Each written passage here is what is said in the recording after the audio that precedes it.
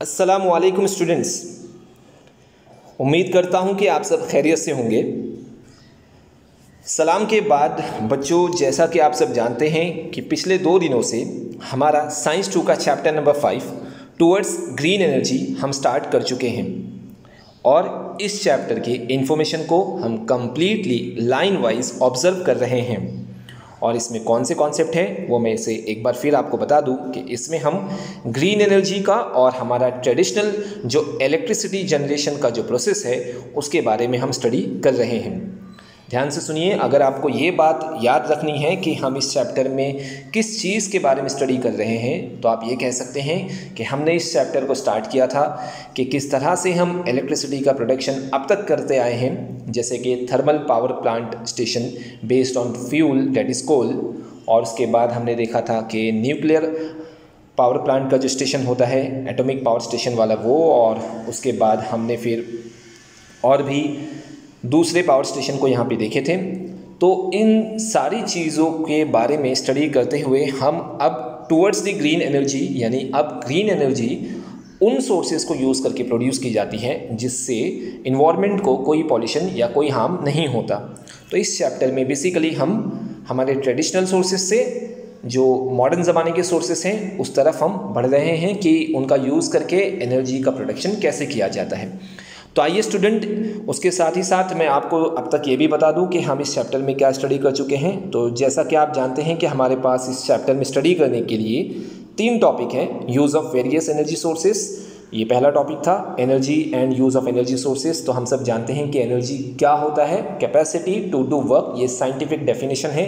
काम करने की क्षमता को एनर्जी कहते हैं।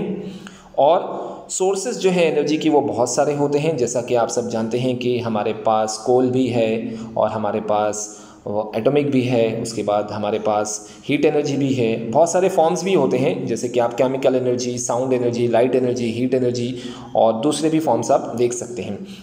पहले टॉपिक के बाद जो हमारा सेकेंड टॉपिक था वो ये था जनरेशन ऑफ इलेक्ट्रिकल एनर्जी। तो ये एक साइंटिफिक पूरा प्रिंसिपल है जिसे हम इलेक्ट्रोमैग्नेटिक इंडक्शन का नाम देते हैं।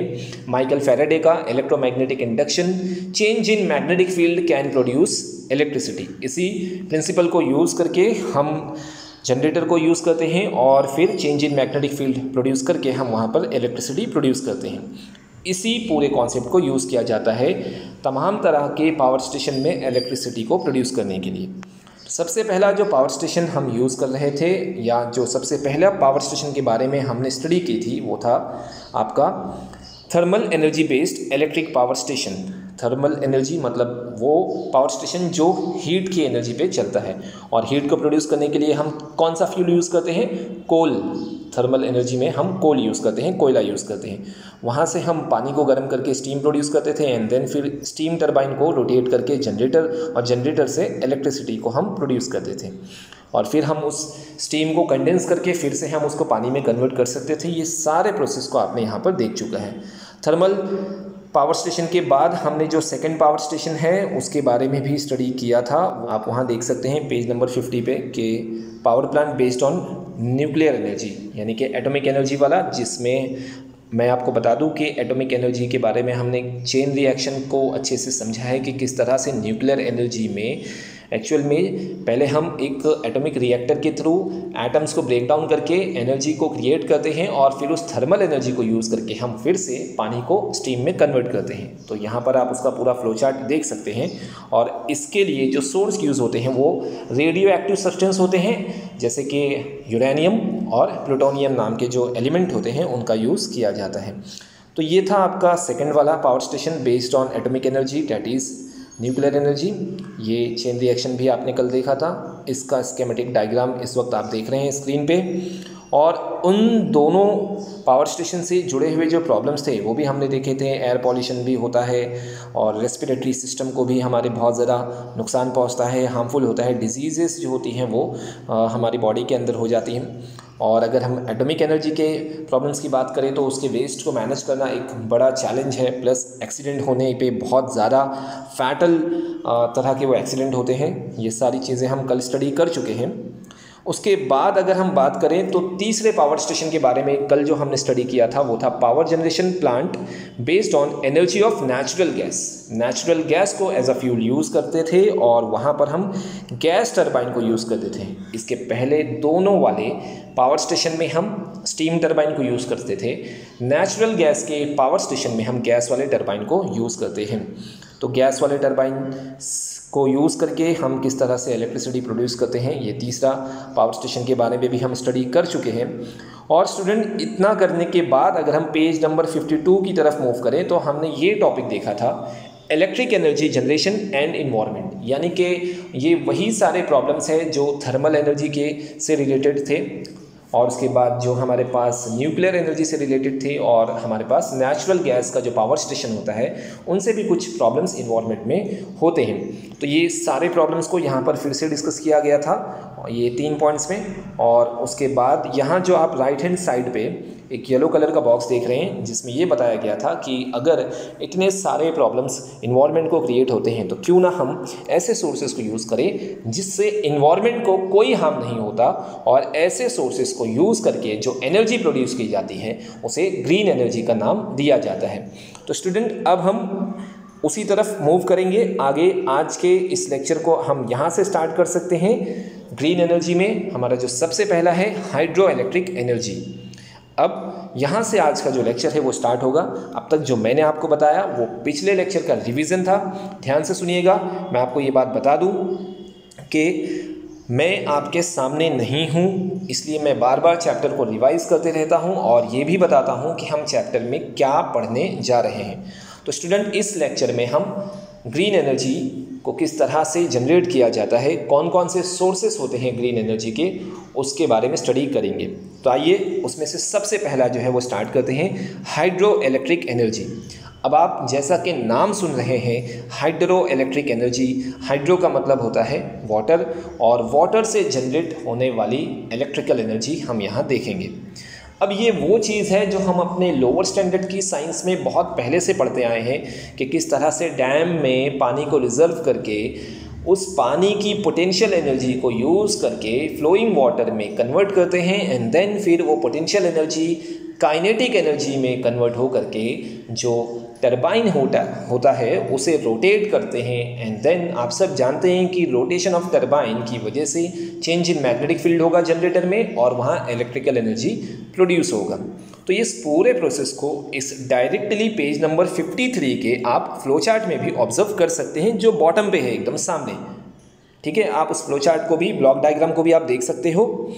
पहला, अगर आप लेफ्ट हैंड साइड से ही स्टार्ट करना है इसे, water reservoir with potential energy. हम सब जानते हैं कि जब हम डैम बनाते हैं, गवर्नमेंट जब डैम बनाती है इलेक्ट्रिसिटी प्रोड्यूस करने के लिए, तो उसका बेसिक एम जो होता है उस डैम का वो होता है इलेक्ट्रिकल एनर्जी को प्रोड्यूस करना। और इलेक्ट्रिकल एनर्जी को प्रोड्यूस करने के लिए एक बड़ा सी डैम बनाया जाता है। उस डैम के पीछे फ्लोइंग वाटर को रिजर्व करके रखा जाता है, पानी को रोक करके रखा जाता है। सर्टेन हाइट पे, काफ़ी ऊंचा डैम बनाया जाता है। हाइट पे पानी पहुंचने की वजह से हम सब जानते हैं कि कोई भी ऑब्जेक्ट या सब्सटेंस अगर हाइट पे है, अर्थ सरफेस से ऊंचाई पर है, तो उसके अंदर पोटेंशियल एनर्जी ऑटोमेटिकली स्टोर हो जाती है। अब उस पोटेंशियल एनर्जी को हम क्या करते हैं कि पानी को नीचे से फ्लो कराते हैं। ठीक है, रिजर्वर में से पानी को नीचे की तरफ फ्लो कराते हैं। जब वो पानी फ्लो होगा तो रिजर्वर का जो स्टोर्ड वाटर है उसका पोटेंशियल एनर्जी फ्लोइंग वाटर के काइनेटिक एनर्जी में कन्वर्ट हो जाएगा और वो फ्लोइंग वाटर बहुत ही स्पीड में नीचे की तरफ जा कर के जहाँ डैम में टरबाइन रखे जाते हैं या बनाए जाते हैं, उस पानी की स्पीड से वो टरबाइन ऑटोमेटिकली क्या होगा, रोटेट होगा। जैसे ब्लेड पे हमने देखा था ना कि टरबाइन के ब्लेड्स पे अगर हम नोज़ल के थ्रू बहुत ज़्यादा फोर्स में कोई चीज़ रिलीज़ करें तो वो ऑटोमेटिकली घूमने लगता है। वैसे ही टरबाइन को यहाँ रोटेट किया जाता है। टरबाइन रोटेट होगा तो जनरेटर के अंदर चेंज इन मैग्नेटिक फील्ड होगी और फिर इलेक्ट्रिसिटी का प्रोडक्शन होगा। तो स्टूडेंट, ये पूरा फ्लो चार्ट से ही हमको प्रोसेस समझ में आ गया है। आइए पैराग्राफ भी हम फटाफट देख लेते हैं। पैराग्राफ में हम ज़्यादा टाइम नहीं लेंगे, बहुत ही आसान से वर्डिंग्स में ये चैप्टर है, इसलिए कोई भी ज़्यादा मुश्किल वर्ड आएगा तो वहीं मैं रुकूंगा। ठीक है, आप फर्स्ट वाली लाइन पे ध्यान दीजिए। Kinetic energy in flowing water और the potential energy in water reservoir is a conventional source of energy. पहले स्टेटमेंट में आपको दो एनर्जी के नाम दिख रहे होंगे, काइनेटिक एनर्जी और पोटेंशियल एनर्जी। इन दोनों को उसने बताया है कि ये कन्वेंशनल सोर्स ऑफ एनर्जी हैं। कन्वेंशनल का मतलब ट्रेडिशनल, हम जो पहले से यूज़ करते आ रहे हैं। तो ये कुछ ऐसे सोर्सेज ऑफ एनर्जी हैं जो हम अक्सर यूज़ करते ही रहते हैं। तो kinetic energy in flowing water, बहते हुए पानी में, किसी भी ऑब्जेक्ट में या किसी भी सब्सटेंस में अगर वो मोशन में है तो उसके अंदर जो एनर्जी होगा वो होगा काइनेटिक एनर्जी। और कोई ऑब्जेक्ट को उसकी पोजीशन की वजह से, उसके पोजीशन की वजह से या उसके वर्च्यू की वजह से उसको जो एनर्जी मिलेगी ना वो पोटेंशियल है। तो ध्यान रहे, अगर हम पानी को ऊपर स्टोर्ड करेंगे तो वो उसकी पोजीशन है, तो स्टोर्ड वाटर में पोटेंशियल एनर्जी होगा और फ्लोइंग वाटर में, बहते हुए पानी में, काइनेटिक एनर्जी होगा। ठीक है, चलिए next line. In hydroelectric power plant, the potential energy in water stored in dam is converted into kinetic energy of water। जाहिर सी बात है, पोटेंशियल एनर्जी को जैसा कि मैंने आपको बताया वो किस में कन्वर्ट होती है, काइनेटिक एनर्जी में। Fast flowing is brought from the dam to the turbine at the bottom of the dam. तो वाटर जो फास्ट फ्लोइंग होता है वो डैम से ला करके कहाँ तक पहुँचाया जाता है, टर्बाइन, और टर्बाइन कहाँ होता है, बॉटम ऑफ द डैम पे। The kinetic energy of the flowing water drives the turbine. Turbine को कौन घुमाता है, बहते हुए पानी की काइनेटिक एनर्जी। ठीक है, पानी जो फ्लो होता है ना वो हमको एनर्जी हमको दिखती नहीं है, हम एनर्जी को फील कर सकते हैं। तो जो बहता हुआ पानी होता है उसमें बहुत एनर्जी होती है। ठीक है, तो उसी एनर्जी की वजह से वो टर्बाइन रोटेट होता है। The turbine in turns drives the generator to generate electricity. Turbine घूमता है, जनरेटर घूमता है। जनरेटर मतलब चेंज इन मैग्नेटिक फील्ड, और मैग्नेटिक फील्ड चेंज तो इलेक्ट्रिसिटी का प्रोडक्शन। समझ में आया स्टूडेंट? ये आपका पहला पैराग्राफ कंप्लीट, और आप फ्लो चार्ट ऑलरेडी देख चुके हो। और इस फ्लो चार्ट के बाद हम आगे बढ़ते हैं, इसी टॉपिक के अंदर रहेंगे, हाइड्रो इलेक्ट्रिक पावर स्टेशन। यहाँ पर आपको मैं एक बात बता दूं कि ऊपर जो इस वक्त आप हेडिंग देख रहे हो, electricity generation using wind energy, ये यहाँ पर मिसप्रिंट है, यहाँ उसे नहीं होना चाहिए, ये गलती से यहाँ बुक में प्रिंट हो गया है, तो इसे आप ध्यान नहीं देंगे। उसके बाद डायरेक्टली हम ये देखेंगे 5.16 वाला फ्लो चार्ट, एनर्जी ट्रांसफॉर्मेशन, यानी कि जहाँ पर हम हाइड्रो इलेक्ट्रिक पावर प्लांट लगाते हैं, डैम के थ्रू जो हम एनर्जी का जनरेट करते हैं, उसके अंदर जो एनर्जी का ट्रांसफॉर्मेशन कैसे होता है। सिंपल है, अभी तो हमने उसको बताया कि हम पहले क्या करेंगे, डैम में ऊपर की तरफ पानी को रिजर्व करेंगे तो उसके अंदर पोटेंशियल एनर्जी हो जाएगा। पोटेंशियल एनर्जी के बाद kinetic energy in flowing water, जब पानी बहेगा तो उसके अंदर काइनेटिक एनर्जी आ जाएगा। फिर वो काइनेटिक एनर्जी से टरबाइन घूमेगा, तो टरबाइन भी रोटेट हो रहा है ना, मोशन में है, तो उसके अंदर भी कौन सी एनर्जी, काइनेटिक एनर्जी जनरेट होगी। और फिर वो काइनेटिक एनर्जी जनरेट होगी तो मैग्नेटिक फील्ड चेंज होगा, और वहाँ मैग्नेटिक एनर्जी की वजह से ऑटोमेटिकली एनर्जी जो होती है, इलेक्ट्रिकल एनर्जी, उसे प्रोडक्शन होता है। ठीक है स्टूडेंट, ये फ्लो चार्ट था एनर्जी ट्रांसफॉर्मेशन का। उसके बाद आप यहाँ पर स्कीमेटिक डायग्राम देख रहे हैं डैम का। ठीक है, कि डैम में किस तरह से कौन सी चीज़ें कहाँ होती हैं, तो ध्यान से इसे आप एक बार देख लीजिए। और आप ये देख सकते हैं कि जो वॉल है काफ़ी हाइट पे है, और वॉल के लेफ्ट हैंड साइड पे ब्लूइश कलर में जो वाटर दिखाया गया है उसकी 3 हाइट दिखाई गई है, हाइट ए, हाइट बी और हाइट सी। तो आप ये जान सकते हैं कि जो बी वाला पॉइंट है, पॉइंट बी, वहाँ से आप देख सकते हैं कि वहाँ पर एक स्लाइड गेट लगा हुआ है। उस गेट को जब ओपन किया जाता है तो ऑटोमेटिकली क्या होता है कि वो पानी का फ्लो बहुत तेज़ी से नीचे की तरफ फ्लो होता है। जहाँ पे पेन स्टॉक लिखा हुआ है ना, एरो बना हुआ है कि पानी नीचे की तरफ फ्लो होगा। तो मिडल में रखने का फ़ायदा ये है कि पानी को स्पीड अच्छी मिलती है। अगर हम पॉइंट सी से पानी को रिलीज़ करेंगे तो पानी में इतनी स्पीड नहीं होगी, और फिर एनर्जी का जो जनरेशन है वो इतना अच्छा नहीं होगा, टरबाइन भी रोटेट नहीं होगा। तो ध्यान रहे, हम मिडल ऑफ द डैम से पानी को क्या करते हैं, रिलीज़ करते हैं, या पॉइंट ए से भी रिलीज़ कर सकते हैं। ठीक है, वो डैम की बनावट के ऊपर डिपेंड करता है। स्टूडेंट, अब आप टरबाइन को देखिए कि यहाँ का जो टरबाइन है ये अलग टाइप का टरबाइन है, वाटर की काइनेटिक एनर्जी से रोटेट होने वाला टरबाइन है ये, ध्यान से देखिए। और फिर उसके ऊपर जनरेटर रखे होते हैं, जनरेटर से पावर हाउस में इलेक्ट्रिकल एनर्जी का प्रोडक्शन होता है, और फिर वायर्स के थ्रू, टावर के थ्रू उसे हम ट्रांसफॉर्म करते हैं एक प्लेस से दूसरे प्लेस पे। तो ये था उसका स्कीमेटिक डायग्राम डैम का। और अब हम देखते हैं कि डैम वाले पावर स्टेशन में क्या क्या प्रॉब्लम हो सकते हैं, उसके क्या एडवांटेज है और क्या डिसएडवांटेज है। उससे पहले ये जो ब्लू कलर का बॉक्स है उसे भी हम देख लेते हैं। Since no fuel is burned in hydro electric power plant, जाहिर सी बात है यहाँ कोई भी फ्यूल हमने जलाए, कोल को जलाया नहीं। क्या हमने एटॉमिक एनर्जी का यूज़ किया? नहीं। क्या हमने नेचुरल गैस को बर्न किया? नहीं। किसी भी तरह का कंबशन यहाँ पर नहीं हुआ, तो एयर पॉल्यूशन होने का चांसेस तो है ही नहीं। तो एक चीज़ तो ये फ़ायदा हो गया, since no fuel is burned in hydro electric power plant, no air pollution due to combustion of fuels. ठीक है, पहला point. However considering the issues like forced migration, देखिए अब यहाँ एयर पॉल्यूशन तो नहीं होता, लेकिन बच्चों डैम बनाने के लिए हम सब जानते हैं कि एक बड़ी सी ज़मीन की ज़रूरत पड़ती है। तो वहाँ पर जब हम डैम बनाने की कुछ प्लान गवर्नमेंट जब लेकर के आती है, तो वहाँ पर रहने वाले लोगों के जो घर होते हैं या उनके जो फार्म्स होते हैं, खेत होते हैं, या जो फॉरेस्ट की लैंड होती है, फर्टाइल लैंड होती है, इस सारी ज़मीन को ऑक्यूपाई करना पड़ता है और फिर वहाँ के लोगों को शिफ्ट करना पड़ता है। वो अपने घर बार छोड़ के तो नहीं जाएंगे, तो फोर्स्ड माइग्रेशन, गवर्नमेंट ज़बरदस्ती उनसे ज़मीन लेती है और उन्हें शिफ्ट करने का काम करती है। तो ये सारे इश्यूज़ भी उससे रिलेटेड होते हैं, इनके बारे में भी हम यहाँ देखते हैं। तो एयर पॉल्यूशन तो नहीं है, ठीक है, ये डन है, लेकिन इसके साथ और भी दूसरे इश्यूज़ जो सोशल इश्यूज़ होते हैं वो यहाँ पर आकर के इससे रिलेट हो जाते हैं। However considering the issues like forced migration of large community, पूरी की पूरी आबादी को एक प्लेस से दूसरी प्लेस पे शिफ्ट करना पड़ता है। Submerging of forest and fertile land, अब जब आप डैम के पीछे पानी का बड़ा सी रिजर्वर बनाएंगे तो उस रिजर्वर के अंदर पूरी फर्टाइल लैंड जो होती है वो क्या हो जाती है? सबमर्ज्ड, डूब जाती है। और साथ ही वहाँ का जो फॉरेस्ट होगा, जो ट्रीज़ होंगे, प्लांटेशन होगा, वो भी उस पानी में डूब जाता है। तो ये पूरा फॉरेस्ट और फर्टाइल लैंड का सबमर्ज होने की वजह से उसका यूज़ नहीं होता। Adverse effect on living creatures in the river, हाँ एक बात ये भी है कि फ्लोइंग वाटर में और रिजर्वर में जो एक्वेटिक लाइफ होती है उस पर भी इफ़ेक्ट पड़ता है। तो उसके इफ़ेक्ट को अगर हम ऑब्जर्व करें तो यहाँ पर हमारे दूसरे इश्यूज़ इस तरह की एनर्जी जनरेशन वाले प्लांट से जुड़े होते हैं। आगे देखते हैं student, it has always been a point of debate whether the hydro electricity is environment friendly और not, what is your opinion about it.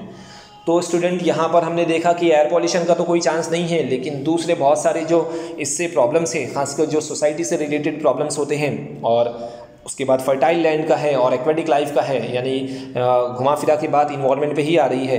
तो अब तक इस पे ये बात हम सोच सकते हैं कि क्या हाइड्रो इलेक्ट्रिक पावर स्टेशन एक ग्रीन एनर्जी का पावर स्टेशन है, इन्वायरमेंट फ्रेंडली है या नहीं।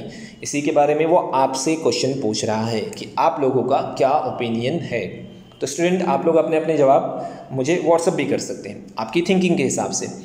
तो अगर मैं मेरी थिंकिंग के हिसाब से सोचूं तो गवर्नमेंट को जो पॉइंट यहाँ डिस्कस किए गए हैं, फर्टाइल लैंड का, फोर्स्ड माइग्रेशन का, फिर उसके बाद इन सारे पॉइंट्स पे अगर सोच करके सही से प्लान करके अगर हम डैम बनाएं तो ये इश्यूज़ भी क्या हो सकते हैं? सॉल्व हो सकते हैं। इससे देखिए बड़े से बड़ी प्रॉब्लम सॉल्व हो जाती है, बस उसे करने वाला चाहिए सच्चे दिल से। तो गवर्नमेंट तो बहुत ज़्यादा पावरफुल होती है, उसे हम अगर वो चाहे तो फोर्स्ड माइग्रेशन की ज़रूरत नहीं पड़ेगी, वहाँ के लोकल पीपल्स को समझा बुझा कर और उससे अच्छा और बेटर प्लेसमेंट दे करके हम ये काम आसान कर सकते हैं। तो स्टूडेंट ये वो ब्लू बॉक्स था जिसमें उसके कुछ प्रॉब्लम्स एसोसिएटेड थे इस प्रोजेक्ट के साथ, वहाँ पर हमने उसे देखा। अब हम देखते हैं कि हाइड्रो इलेक्ट्रिक पावर स्टेशन के साथ क्या एडवांटेजेस जुड़े होते हैं और क्या उसके डिसएडवांटेजेस होते हैं, क्या प्रॉब्लम्स भी होती हैं। तो यहाँ पर 3 पॉइंट है एडवांटेजेस में और 2 पॉइंट आप यहाँ देख रहे हैं उसके प्रॉब्लम्स में। तो आइए पहले हम एडवांटेजेस देख लेते हैं कि इस पावर स्टेशन में क्या फ़ायदा हो सकता है। Since no fuel is burned, same point repeat हो रहा है बच्चों, तो थोड़ा जल्दी से हम यहाँ पढ़ेंगे। Since no fuel is burned in hydro electric power generation there is no pollution resulting from combustion of fuels, fuel को जलाया नहीं जाता इसलिए एयर पॉल्यूशन नहीं होगा। ठीक है, there is no air pollution because of hydro electric power station. पहला point complete. If there is sufficient water storage in the dam it is possible to generate electricity as and when necessary.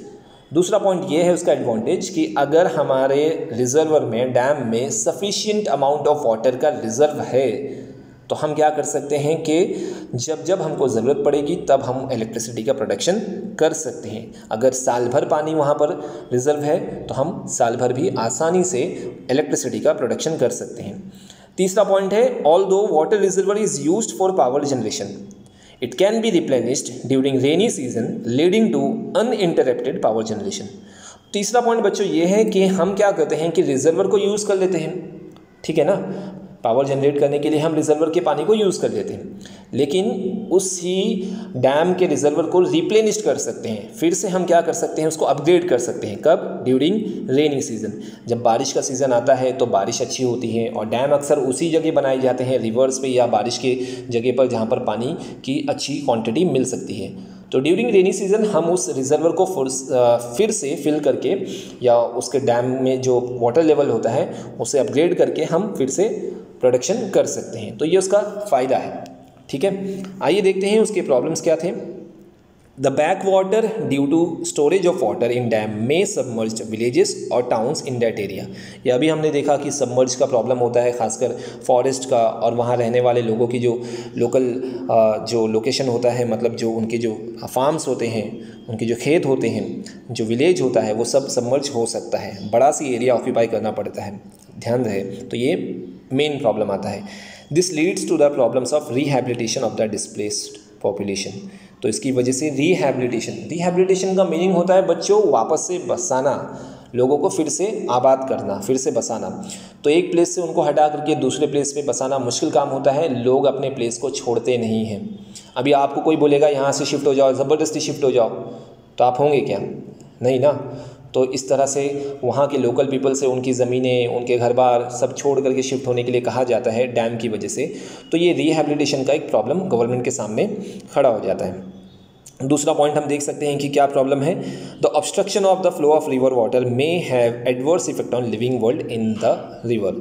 यानी कि दूसरा problem ये है student के जो रुकावट हम डालते हैं फ्लोइंग वाटर में डैम बना करके, उसकी वजह से एक्वेटिक लाइफ पे एडवर्स इफेक्ट देखने को मिल सकता है। तो ये दो प्रॉब्लम थे जो हाइड्रो इलेक्ट्रिक पावर स्टेशन के साथ जुड़े हुए हैं। अब मैं उम्मीद करूं कि ये इसका जो प्रोडक्शन है और इससे रिलेटेड जो प्रॉब्लम्स है वो आपको आसानी से प्रोसेस और प्रॉब्लम दोनों भी समझ में आ गए होंगे। यहाँ हम देख सकते हैं कोयना डैम का एक पिक बना हुआ है आप लोगों के लिए, और कुछ इन्फॉर्मेशन है वो ये है कि महाराष्ट्र या पूरे इंडिया में कहाँ कहाँ पर हाइड्रो इलेक्ट्रिक पावर स्टेशन है और उनकी कैपेसिटी आप आसानी से उसे पढ़ सकते हैं खुद के लिए। हम नेक्स्ट पॉइंट की तरफ बढ़ते हैं यहाँ इस पैराग्राफ में। और स्टूडेंट मैं आपको ये बता दूँ कि इस पैराग्राफ की हेडिंग वो थी जिसे मैंने पिछले पेज पे आपको ऑब्ज़र्व करने के लिए कहा था, और वो ये था electricity generation using wind energy. तो हवा की एनर्जी को यूज़ करके जो इलेक्ट्रिसिटी जनरेट की जाती है उसका टॉपिक स्टूडेंट स्टार्ट होता है इस वाले पैराग्राफ से। यहाँ पर जो आप देख रहे हैं ये वाला फर्स्ट वाला पैराग्राफ। तो यहाँ पर हम हाइड्रो इलेक्ट्रिसिटी पावर स्टेशन को कम्प्लीटली फिनिश कर चुके हैं। अब हम देखेंगे कि wind energy, source of energy, हवा के ज़रिए, हवा को यूज़ करके, उसकी वेलोसिटी को यूज़ करके किस तरह से पावर जनरेट किया जाता है। सेम चीज़ है, ज़्यादा कुछ भी डिफरेंस नहीं है। आइए देखते हैं कि क्या यहाँ पर होता है। तो अगर हम इसके पैराग्राफ को देखने से पहले फ्लो चार्ट को देखें प्रोसेस को समझने के लिए, तो बहुत ही आसान है। अब हम सब जानते हैं कि एयर के अंदर अच्छी खासी ताकत होती है, एनर्जी होती है, ठीक है। फ्लोइंग एयर है, इसका मतलब उसके अंदर क्या होगा? Kinetic energy. उस फ्लोइंग एयर से हम क्या करते हैं, जो विंड मिल होता है, विंड मिल आप देखे होंगे आप लोगों ने, बड़ा सी एक टावर होता है और उसमें 3 या 4 ब्लेड होते हैं, वो उसे रोटेट करता है, ठीक है। और उस ब्लेड के रोटेशन की वजह से, ब्लेड रोटेशन होता है तो उससे रिलेटेड जो शाफ्ट होता है या जो एक्सेल होता है, यानी जैसा कि आपने गाड़ियों में एक्सेल देखा होगा जो टायर को रोटेट करने के लिए यूज़ होता है, वैसा ही एक एक्सेल लगा होता है। वो एक्सेल जुड़ा होता है आपके टरबाइन से, वो टरबाइन को रोटेट करता है। देन फिर टरबाइन रोटेट होगा तो फिर वो क्या होगा, इलेक्ट्रिकल एनर्जी का जनरेटर में प्रोडक्शन होगा। यहाँ फ्लो चार्ट देख सकते हो।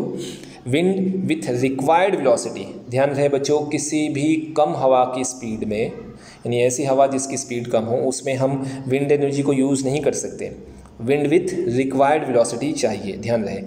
फिर wind turbine with large fins, wind turbine का यूज़ किया जाता है, हवा से घूमने वाला टरबाइन। अब तक हमने स्टीम टरबाइन देखा, उसके बाद हमने गैस टरबाइन देखा, उसके बाद हम देख रहे थे अभी वाटर के थ्रू, हाइड्रो इलेक्ट्रिक में वाटर टरबाइन जो होता है वो वाला टरबाइन जो पानी से रोटेट होता है, और अब हम देख रहे हैं हवा के थ्रू घूमने वाला टरबाइन। तो 4 तरह के टरबाइन हम यहाँ देख चुके हैं चैप्टर में। तो wind turbine with large fins और उसके बाद जनरेटर से इलेक्ट्रिकल एनर्जी का प्रोडक्शन होता है। आप राइट हैंड साइड पे एक डायग्राम भी देख सकते हैं, स्कीमेटिक ऑफ विंड मिल। वहाँ आप देख सकते हैं ब्लेड्स है, और ब्लेड्स के बाद आप देख सकते हैं कि शाफ्ट जो है उसी को कहा जाता है आपका एक्सेल, जो गाड़ियों में लगा होता है जिससे टायर को रोटेट करने के लिए यूज़ किया जाता है। गियर बॉक्स होता है। यहाँ गियर बॉक्स का काम मैं आपको बच्चों बता दूं कि जो विंड ब्लेड्स होते हैं वो तो बहुत बड़े होते हैं, बहुत आराम से अपना रोटेशन कंप्लीट करते हैं। तो जितने आराम से ये विंड का ब्लेड घूमता है, सॉरी विंड मिल का ब्लेड घूमता है, उतने आराम से हमारा जनरेटर का जो टरबाइन होता है वो रोटेट नहीं होता, उसे तेज़ी से घूमना होता है। तो उसको रोटेट करने के लिए हम गियर बॉक्स लगाते हैं।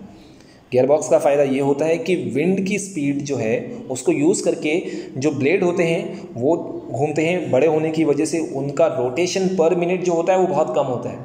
1 मिनट में जो रोटेशन होता है वो बहुत कम होता है। लेकिन गियर बॉक्स के पहले जनरेटर में हम जो टरबाइंस लगाते हैं उनका रोटेशन पर मिनट ज़्यादा होना चाहिए, तो कम से ज़्यादा करने के लिए गियर बॉक्स को यूज़ किया जाता है।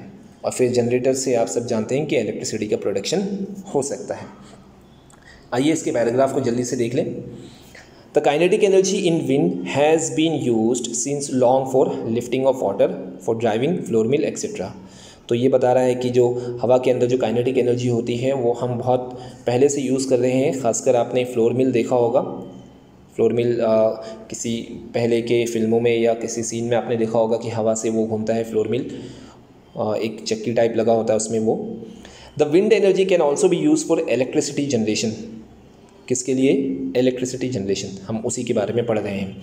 The machine which converts the kinetic energy of wind to electrical energy is called wind turbine. Machine का नाम क्या होगा? Wind turbine. As the wind strikes the blades of the turbine the blades rotate. जैसे ही हवा turbine के जो blades होते हैं उसको टकराएगी वो क्या होने लगेंगे? रोटेट होने लगेंगे। ठीक है। और the axle of the turbine, axle के बारे में मैंने आपको बताया था कि जो पाइप होता है, शाफ्ट होता है, उसी को एक्सेल कहा जाता है। The axle of the turbine is connected to electric generator through a gear box. Gear box से होते हुए जनरेटर से कनेक्टेड होता है।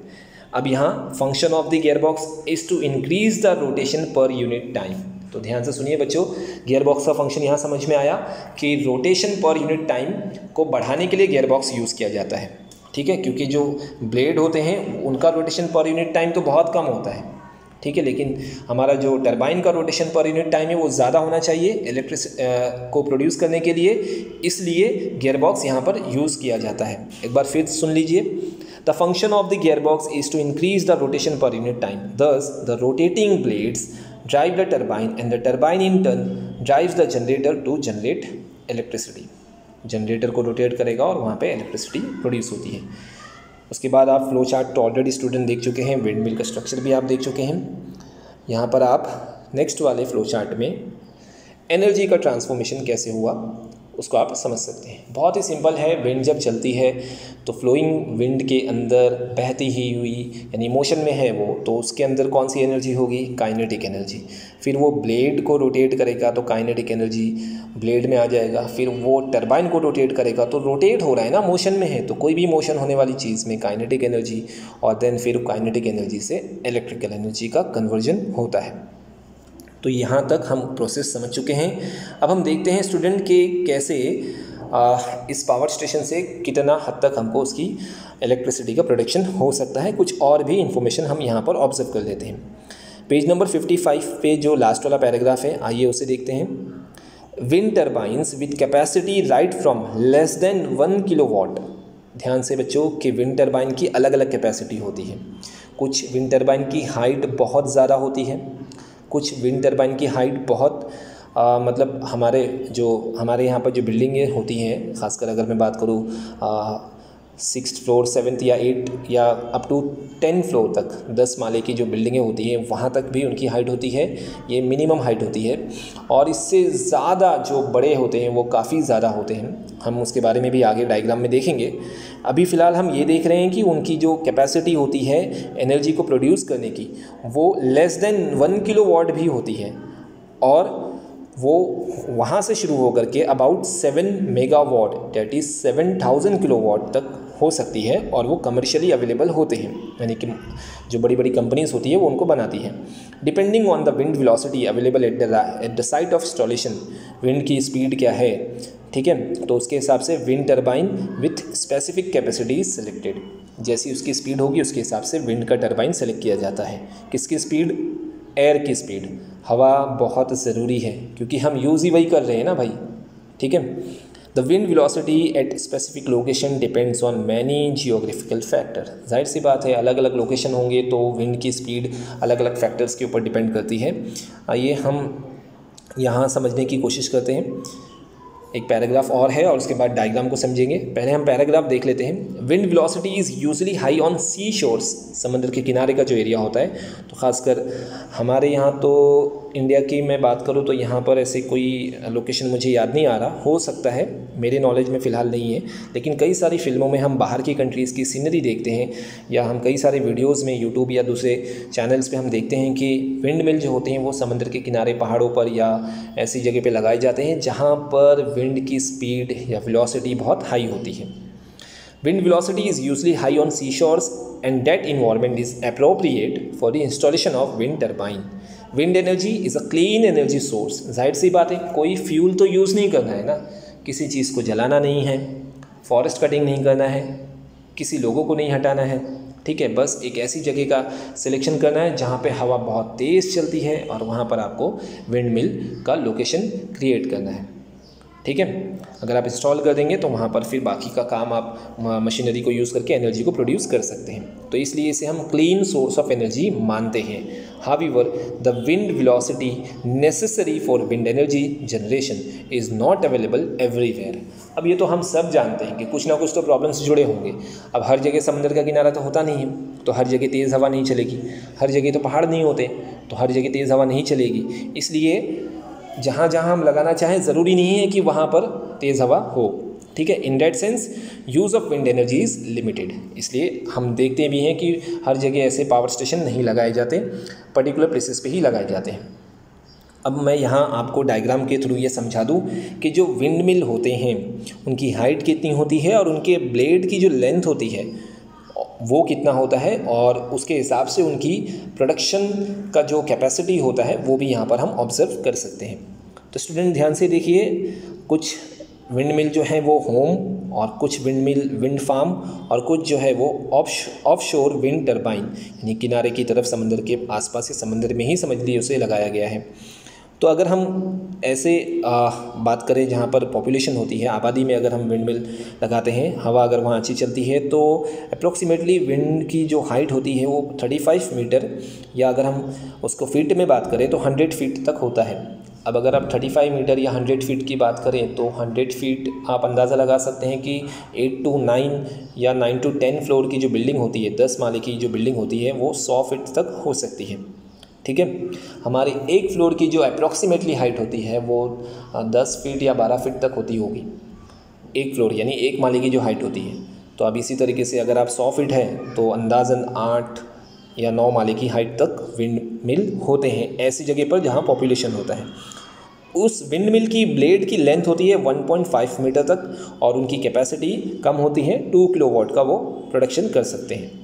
उसके बाद अगर हम विंड फार्म में देखें जहाँ पर ओपन स्पेस होता है और हवा अच्छी चलती है, तो वहाँ ब्लेड की लेंथ 50 मीटर तक हो सकती है। 50 मीटर ब्लेड, इतने बड़े बड़े ब्लेड।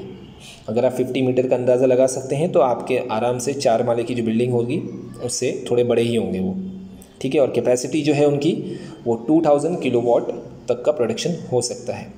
और वैसे जो विंड मिल होते हैं, विंड फार्म होते हैं, उनकी हाइट अप्रॉक्सीमेटली 122 मीटर या 400 फीट तक पहुंच सकती है, काफ़ी ज़्यादा ऊंचा, ठीक है, बहुत ज़्यादा हाइट होती है। उसके बाद अगर हम यहाँ पर देखें ऑफशोर विंड टरबाइन जो सबसे ज़्यादा हाइटेड है राइट हैंड साइड की तरफ, तो उनके ब्लेड की लेंथ होती है 100 मीटर। 100 मीटर समझ रहे आप, 100 मीटर के ब्लेड, बड़े बड़े ब्लेड होते हैं। उनकी कैपेसिटी जो प्रोडक्शन की होती है वो 6000 to 7000 किलोवाट की होती है। और विंड मिल की जो हाइट होती है वो 700 फीट 213 मीटर तक, समझ में आ रहा, काफ़ी ऊंचा होता है स्टूडेंट। तो इतने बड़े बड़े विंड मिल हो सकते हैं। ये इन्फॉर्मेशन आप डायग्राम में ऑब्जर्व कर सकते हैं। इसे यहाँ आपके लिए रुक करके आपको समझाना क्या, बस एक इन्फॉर्म करना। इस पूरे चैप्टर में समझाना कुछ भी नहीं है, इन्फॉर्मेशन है। जहाँ कुछ प्रोसेस है वहाँ समझाने की ज़रूरत पड़ रही है, ठीक है। तो मैंने आपको इन्फॉर्म कर दिया। अब हम देख सकते हैं कि विंड एनर्जी के बाद हमारे पास जो नया टॉपिक होगा वो electric energy generation using solar energy. तो सोलार एनर्जी के पहले मैं आपको बता दूं कि सोलार एनर्जी का जो टॉपिक है वो एक बड़ा टॉपिक है, और इसको आप यहाँ इस तरीके से देख सकते हैं कि उसके 2 तरीके होते हैं, एक में जनरेटर यूज़ होता है, एक में नहीं होता है। तो ऐसे सिस्टम को पूरा 2-3 पेज जो है वो सोलार के बारे में हमें स्टडी करनी पड़ेगी। तो स्टूडेंट मैं आपको ये बता दूं कि आज के इस लेक्चर को हम अपने विंड एनर्जी वाले टॉपिक पे स्टॉप करेंगे। मैंने आज के लेक्चर में आपको स्टार्ट किया था हाइड्रो इलेक्ट्रिक पावर स्टेशन, उसके बारे में बताया, और उसके बाद हमने यहाँ पर दूसरा पावर स्टेशन जो विंड एनर्जी के ऊपर डिपेंड होता है उसके बारे में हमने स्टडी किया। उनके लिए क्या क्या चीज़ें ज़रूरी होती हैं, कितनी हाइट चाहिए, क्या चाहिए, वो सारी चीज़ें हमने देखे। पावर स्टेशन जो हाइड्रो इलेक्ट्रिक था उसके लिए भी और विंड के लिए भी, इनसे क्या क्या प्रॉब्लम रिलेटेड होते हैं, जुड़े हुए होते हैं प्रॉब्लम्स, वो भी हमने ऑब्जर्व किए। और ये 2 ग्रीन एनर्जी के सोर्सेज पढ़ने के बाद हमारा एक सोलार जो है, सोलार एनर्जी जो होता है वो बहुत बेस्ट सोर्स ऑफ एनर्जी होता है, उसके बारे में हम कंप्लीट इन्फॉर्मेशन अपने अगले लेक्चर में देखेंगे। तो स्टूडेंट यहाँ तक मैं उम्मीद करूँ कि ये चैप्टर आपको बहुत आसानी से समझ में आ रहा होगा, क्योंकि इसमें कुछ भी ज़्यादा बड़े कॉन्सेप्ट नहीं है जिसके लिए मैं आपको किसी पावर पॉइंट प्रेजेंटेशन का यूज़ करूँ या सिर्फ कॉन्सेप्ट क्लियर कर दूँ।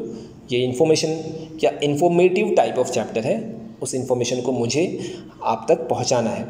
क्योंकि प्रॉब्लम ये है आप लोगों की कि आप खुद से अगर रीड करते ना तो ये चैप्टर ऑटोमेटिकली आपको समझ में आ जाता, लेकिन आप लोग क्या करते हैं, टेक्स्ट बुक तो ओपन करेंगे नहीं। तो प्रॉब्लम ये आ जाती है कि उसके अंदर लिखी हुई इन्फॉर्मेशन आप तक पहुँचती नहीं है। इसलिए मैंने सोचा कि ऐसे चैप्टर्स को भी कवर कर ले, नहीं तो इस पेंडेमिक के टाइम पे ऑफलाइन क्लासेस बंद है, तो ऐसे बहुत सारे चैप्टर्स जो होते हैं वो बच्चों की थोड़ी रिस्पॉन्सिबिलिटी बनती है कि वो खुद से भी कवर कर सकते हैं। इन्फॉर्मेटिव है, कोई भी बड़ा कॉन्सेप्ट उसमें है ही नहीं। तो खैर जाने दीजिए, हम चैप्टर को तो स्टार्ट कर चुके हैं, फिनिश होने भी आया है। नेक्स्ट लेक्चर में इंशाल्लाह मैं उसे ख़त्म कर दूंगा। ध्यान से इस पूरे वीडियो को देखिए, समझिए और इससे रिलेटेड क्वेश्चन आंसर याद करिए, ठीक है। मिलते हैं अपने अगले लेक्चर में, तब तक के लिए अस्सलाम वालेकुम।